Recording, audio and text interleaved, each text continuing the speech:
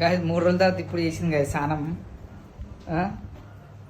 3 రోజుల తర్వాత ఇప్పుడు చేసిన స్నానం. నిజం చెప్పు. ఎందుకు నేను ఎందుకు చేయొద్దని చెప్తా? జ్వరం వస్తే స్నానం చేయరా? యాక్టివ్ ఉండాలంటే స్నానం చేయాలి. అసలు ఏడొచ్చింది జ్వరం? ఏడొచ్చింది? బట్టవాది మాటలు ఎందుకు చెప్తాను? అసలు నీకు జ్వరమే రాలే. నీకు నాకు వద్దిగా మాట వద్దిగా అబద్ధాలు చెప్పవద్దు.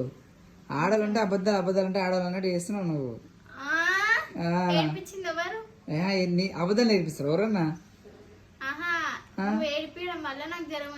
నీకు జ్వరము రాలే, నేను ఏడిపియలే, ఏమైనా బదలాం చేయ కాల్పిలు కానీ నీకు ఏమంటారు దాని కొవ్వు, దాని ఏమంటారు బద్ధకంతోనే స్నానం చేయలేదు.